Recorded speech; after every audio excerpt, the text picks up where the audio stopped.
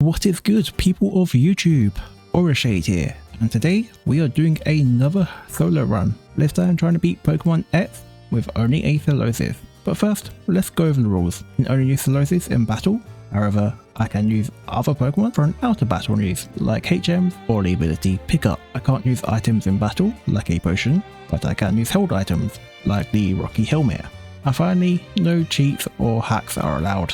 So Solosis is a pure psychic type, which many people probably don't think about, but it's actually a really interesting Pokemon, especially when it comes to its stat distribution, as it has over a third of its base stat total invested into special attack, and that is with a massive 105. To put that into comparison, that is the same as Terapagos, and more than a bunch of mythical Pokemon like Mew and Victini. Unlike Mew and Victini, the rest of its stats, to put it kindly, are bad. The stats aren't the only interesting thing about Solosis though. It learns hidden power naturally, which can be any type in the game other than the normal type, which means it could either be really good or it could be really bad. As for how I think we'll actually do, genuinely have no clue. I expect the main rival to be difficult, but that's by design. The evil team could be difficult as well. Team Flare, yeah, they have a few dark types, so that could actually be a real threat to us this run. Anyway, without further ado, let us do further, and to begin, the challenge. I replaced Fennekin with Solosis so that our main rival will have what will eventually be Greninja to give us the hardest fight. Anyway, I named Solosis Mitochondria, because as we all know, the mitochondria is the powerhouse of the cell. Okay, so this first battle shows an early issue. Our only damaging move is Psywave, a unique move, but it has a damage range, and that damage range is 50 to 150% of our current level. Now, that doesn't sound too bad, until you realise it can roll any percentage in that range. Couple that with our starting level of 5, and we have a pretty big problem. Thankfully, we quickly learn a new damaging move at level 7 with Rollout. And you know, if you watched my Q-Font Pokemon Violet video, you know that move can carry for a while. It's a good thing we learn Rollout as quick as we do, as it means we have a super effective move for the first gym leader, who leads off with a Surskit that uses Bubble. As we hit Rollout, Surskit then hits a weak quick attack as we land a second Rollout before it crits us, taking us down to only 5 HP, as we KO with the third Rollout. Next is Vivillon, and defeat looks guaranteed when inexplicably it uses Harden, leaving us free to get the KO and get our first gym badge. After that gym, we quickly get to level 14 and to learn Hidden Power. We don't know what type it is yet, but I think I want Fighting, Fairy, Fire or Ground. So let's go see what it is by battling the local wild Pokemon. Okay, so it's super effective against Combi, so either Fire, Flying, Ice, Electric or Rock, and it's neutral against Panzage, so all that leaves is Rock. Not that great, but it does give us an answer to Team Flare, I guess. We then rather uniquely fight the Professor of the region, who uses the Cantonian starters. Leading off with Bulbasaur, we get some nice rolls with Psywave to end up taking it out in 3 turns, but it does do just over half our HP. Squirtle was next, and shows the inconsistency of Psywave, as we do big damage on the first turn and then hardly any damage on the following turn. So when we do defeat it, we are down to 6 HP. Charmander is last, and for the second time in a row, we should lose, but the AI picks the wrong move and it uses Scratch, which we survive to one-shot it with our Hidden Power Rock. We head over to Ambretta Town next, and this is where we can get our first held item of the run in the Rocky Helmet. This will do a small damage to the opponent if they use a move that makes contact with us. We're not done with the improvements yet, as when dealing with Team Flare for the first time, we get to level 24 and learn to recover. Shortly after that, we learn our first reliable psychic type move in Psyshock. Just like the first gym, we learn those moves just in time, as we have the second gym leader coming up. They lead off with the fossil Pokemon Amora, who is faster than us but misses Takedown, as we hit hard with our Hidden Power. On the next turn, Takedown does take us down to only 13 HP as we finish off the Amora. The other fossil Pokemon of the region, Tyron, is next, and is also faster and uses Bite, and so it easily hands us our first defeat of the run. So it's clear we need to grind some levels. Very early in that grind though, we have the most important battle, as we go against another Solosis, so you know we have to assert ourselves as the dominant Solosis in the region. After getting to level 33, we have another attempt at Grant, and this time Amora opens up with Thunder Wave, paralysing us, as we almost get the one shot with Hidden Power. We then predict a potion to be used, as we Hidden Power again, taking it to low HP, and then when it goes for a takedown, we use a recover. And with a combination of our Rocky Helmet and the recoil of takedown, Amora then faints. And so when Tyrant comes out, we are actually at near full HP. Like last time, it uses Bite, and with its flinch chance and us being paralysed, our odds of moving aren't really that great, but RNG rolls in our favour as we survive Bite and land a Flash Shock. You may have noticed in that battle, it said we got boosted EXP. This is actually something that got added in Generation 6, and I know at least the Generation 7. The boost itself only works on Pokemon who evolve via level up and no extra requirements, so nothing like a Panjam who would need another Dark type in the team to evolve. And it is also a 20% boost. It also only activates after you go past your evolution level of whatever Pokemon you are using. And to put it into comparison as to why I am allowing this boost, but I didn't allow the original trainer boost from traded Pokemon in my Panjam run or my Cufant run, that is because a traded Pokemon can have either 50 to 75% of a boost, and the Lucky Egg can give a 50% boost, and O-Powers, which are in this game, can give you a 20 to 100% boost. However, all these boosts that I just mentioned, they're all something you can choose to not have active, unlike this unevolved EXP boost. And if I didn't allow this EXP boost, we would be really limited in what Pokemon we can actually run past Gen 6. Can you believe it's only just before the third gym we have our first rival fight against our main rival? Anyway, he starts off with a Meowstic, who's annoying as it will always use Fake Out to flinch us the first turn, and then use Light Screen to half the damage from our special moves. Thankfully, on this attempt we crit Hidden Power, bypassing the Light Screen for that turn. But Dark type Absol is out next, and for some reason never uses Bite, deciding Quick Attack is a much better idea, so it actually slowly takes itself out on our Rocky Helmet before we land another critical Hidden Power. Last is Frogadier, who does confuse us with Water Pulse to add some tension to the end of the fight, but we break through to KO it with a Psychic and get the win. With the third gym being Fighting type, it means we have a nice change of pace, with the opposing Pokemon hardly able to hurt us, whilst we can fight our Psyshock and Psychic for multiple one-shots. Continuing onwards, we go shopping and buy the Lapse Incense to have a chance to avoid moves we wouldn't otherwise be able to dodge, and the Odd Incense to power up our Psychic type moves. We then do a quick quiz to get the TM for Trick Room, which to be honest, I can't see us really using much this run. Despite having a rival battle not too long ago, we have another rival fight, and it goes basically the same way. Meowstic thinks to Hidden Power, Absol still thinks normal moves is the way to go, and Frogadier goes down in one Psychic. Rival dealt with, we move on to the gym leader Ramos. The battle starts with Jumpluff going down in one hit thanks to Psychic, so next out is Go-Go, who lands a takedown, bringing us down to only 35 HP, as we bring them to the red health. We then predict the Hyper Potion, so we take the time to heal ourselves with Recover. We recover again the next turn, and try and stay healthy whilst getting chip damage with the Rocky Helmet, before we finish it off with a Flash Shock. All we have left on his team is a Weeping Bell, but with it being part Poison type, we can easily take it out with a super effective Flash Shock for the win. Remember what was probably a couple of minutes ago for you? I said I can't see Trick Room getting much use.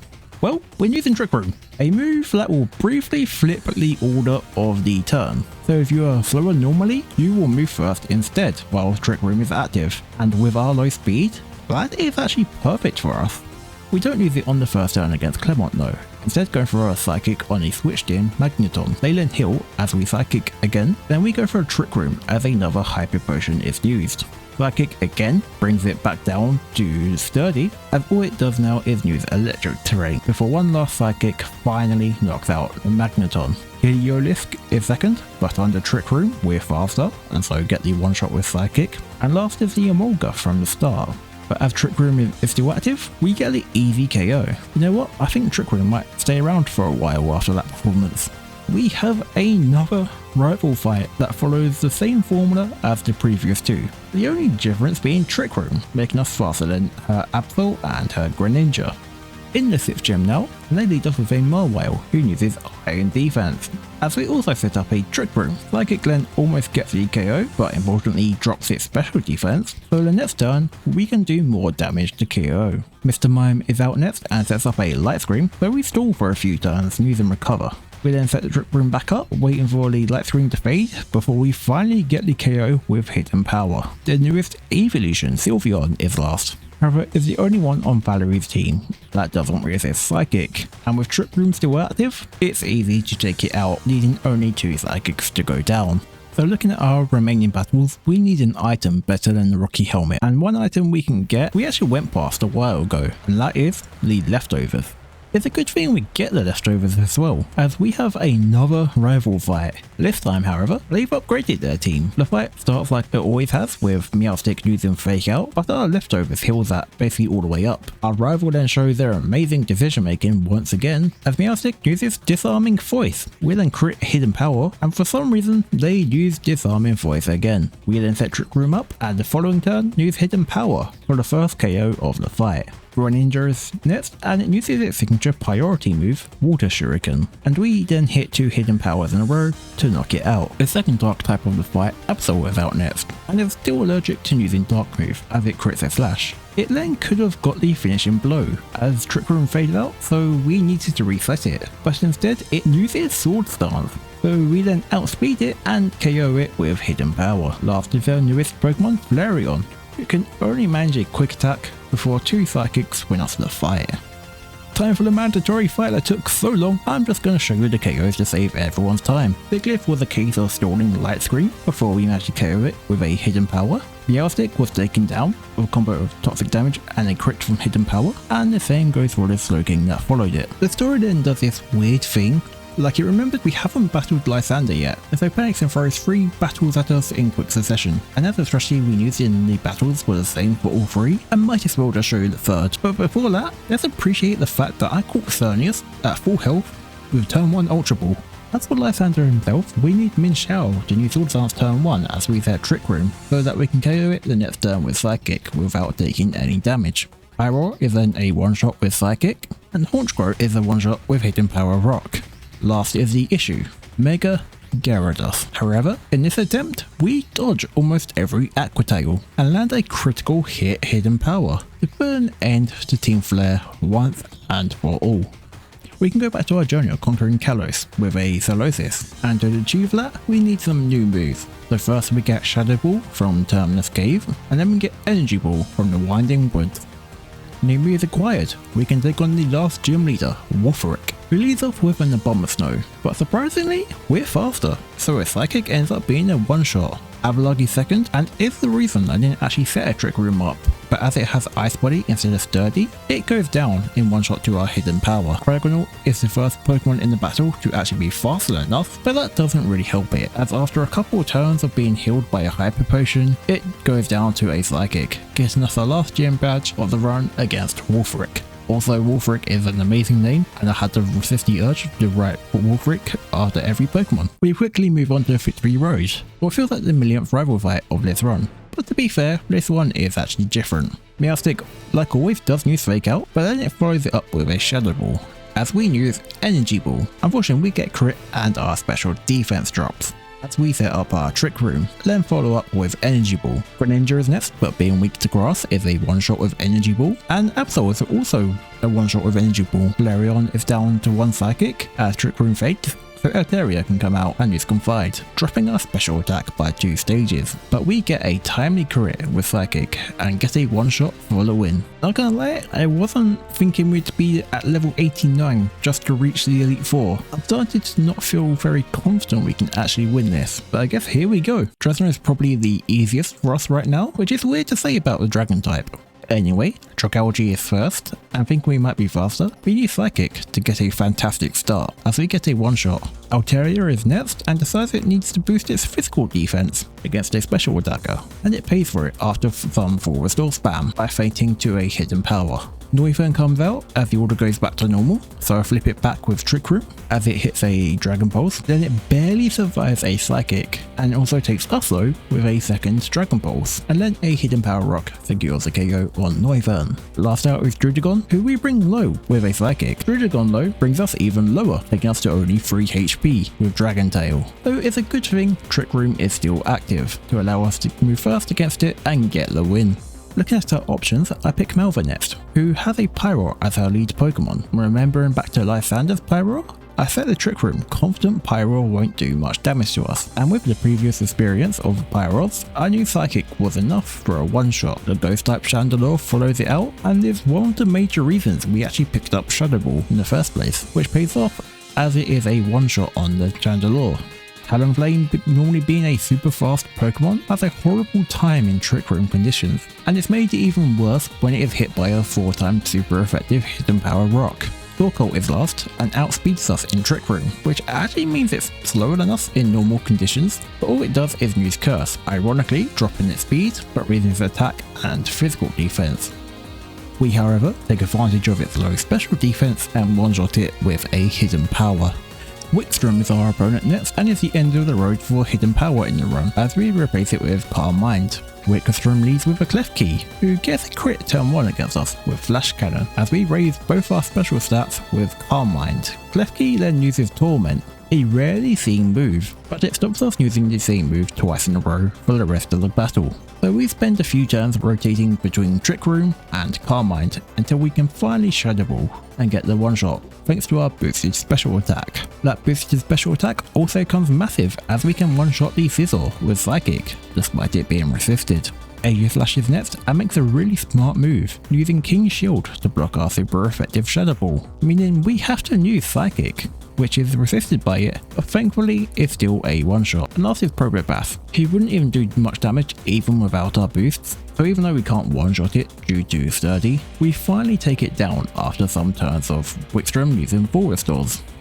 Last one standing in the Elite Four is Seabold, the water type specialist, and we make both an item change and a move change. Energy Ball replacing Calm Mind, and the leftovers being replaced by an item we got ages ago in the Odd Incense. Seabold leads with a underrated Pokemon in Gloritza, and almost immediately beats us with a super effective Dark Pulse, taking us from 222 HP to 26. We do however still get our Trick Room up, and follow that up with an Energy Ball for a one-shot. Barbaracle is second, but is 4 times weak to Energy Ball, so is quickly dispatched, and Gyarados is third.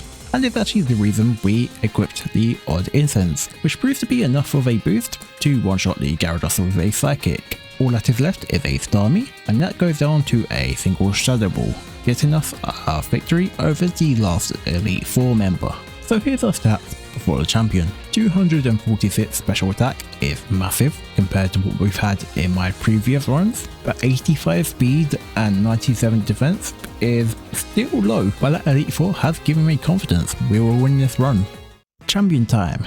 Diantha leads off with a Howlucha, who lands a super effective Scizor, as we flip the order with Trick Room, and then take out Howlucha with a Psychic. Gourgeist, being a ghost type, is an easy one shot thanks to Shadow Ball, and Tyrantrum is third, and with it being all offense and low defense, it's easy to OHKO it with a Psychic, though its counterpart Aurorus quickly replaces it on the field. We take advantage of its lower attacking threat as we set up a Calm Mind, as it smartly uses Light Screen. We get a second Calm Mind up, as Blizzard still hits us hard, though it's important when we dodge the next one and set up Trick Room. Psychic fails to OHKO, and after leftover recovery, we are left with just under half health after being hit by another Blizzard.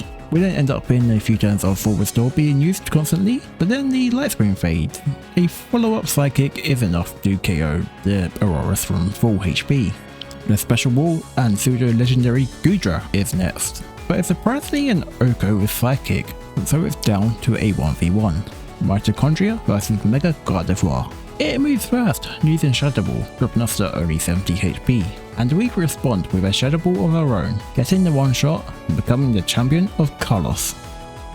So that was a really interesting run.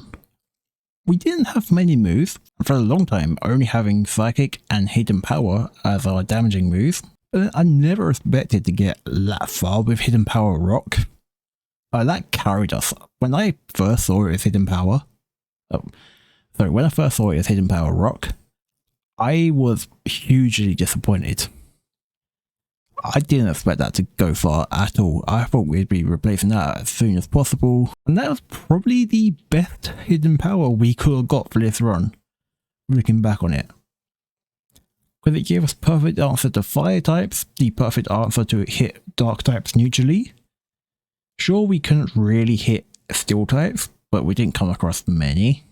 The only real problems was like ground and rock, or ground dark types and ground and dark types and fighting and dark types, because then we couldn't hit any of them for neutral until we got energy wall. But yeah, also trick room. I'm not gonna lie, I didn't even know it was there. That's how unprepared I was for having to use trick room in this run. I was expecting to use an odd move in this run, just because it's Solosis. It learns Wonder Room naturally, it learns Hidden Power naturally, it learns Snatch naturally. It learns some weird moves, but Trick Room being that important, I never saw coming. That honestly, that has given me a whole new respect for Trick Room as a move. Who knows, maybe in my next Pokemon regular playthrough, I might use a Trick Room Pokemon, or make a Trick Room team, just for the fun of it. Anyway, I think for my next run, I want to use something fast, but not so fast that speed is its only good stat. I'm thinking Weasel in Alpha Sapphire. You know, a water type in the region that has too much water. I mean, you can't have too much of a good thing, can you? Anyway, if you liked the video, then leave a like if you want, subscribe, but always appreciated. And I shall see you on next Saturday, hopefully.